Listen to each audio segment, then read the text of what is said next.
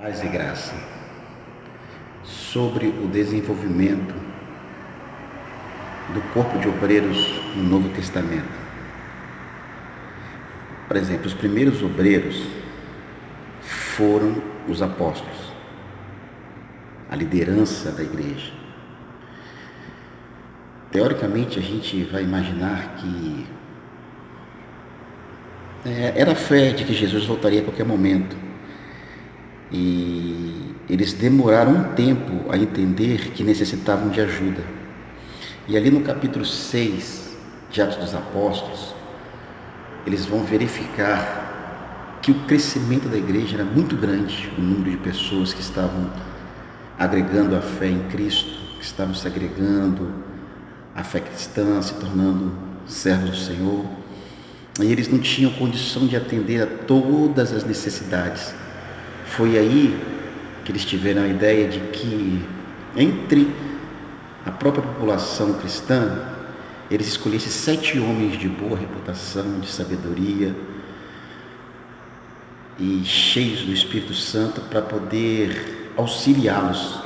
A gente entende ali que é levantado o corpo de diácono, o diaconato, apesar que no texto não fala de diácono, mas as funções que foram delegadas a estes 7 cidadãos são a função de diáconos. E além deles atenderem às necessidades das viúvas, dos órfãos, e em locais onde os apóstolos não tinham todo esse acesso porque eles eram poucos, e assim eles teriam tempo de se dedicar em perseverar em oração e no ministério da palavra, esses 7 homens supriram essa necessidade. Mas eles também se revelaram grandes pregadores, como no caso de Estevão e de Filipe. Filipe se tornando assim, alguns entendem que ele, posteriormente à perseguição que veio sobre a igreja após o martírio de Estevão, ele tornou-se um evangelista, porque essa expressão é colocada dentro do texto lá de Atos capítulo 8, quando ele, após ele ter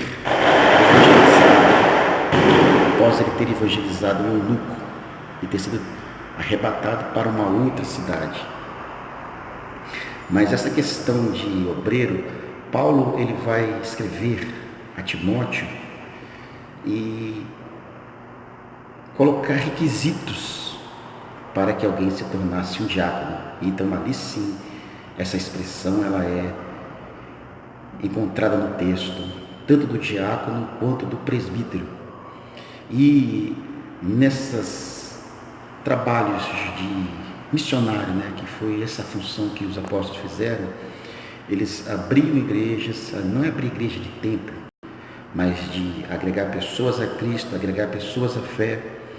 E aqueles que eram os mais velhos, não em idade, mas de conversão, que tiveram um bom entendimento daquilo que lhes foi explicado, eram levantados como presbíteros, aqueles que estariam à frente da direção do trabalho, da liderança espiritual do local, auxiliado por diáconos.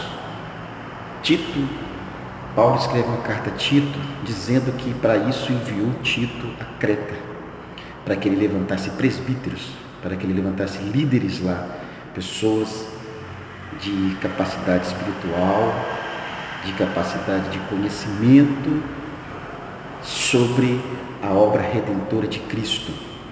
A gente não vê no Atos dos Apóstolos e nem nas cartas paulinas consagração a pastores, a evangelistas, mas a gente vê ele levantando presbíteros para estarem à frente de ensinamentos bíblicos e de liderança de igreja e de diáconos também. Mas ele faz uma menção a Timóteo dizendo: cumpre o ministério de evangelista. Então ele faz uma menção a Timóteo como Timóteo sendo um evangelista. A gente chama ele de pastor.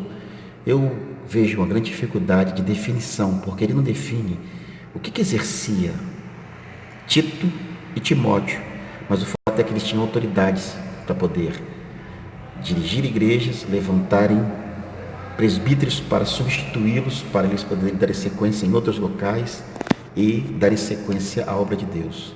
Eu não quero dizer com isso que é errado alguém ser pastor nesse momento, até porque lá em Efésios ele diz: uns foram levantados para doutores, profetas, apóstolos, pastores, evangelistas. Mas na prática, em Atos, você não vê, você só vê profetas, doutores, mas não vê nenhuma menção a pastor. Mas com o decorrer da modernidade, se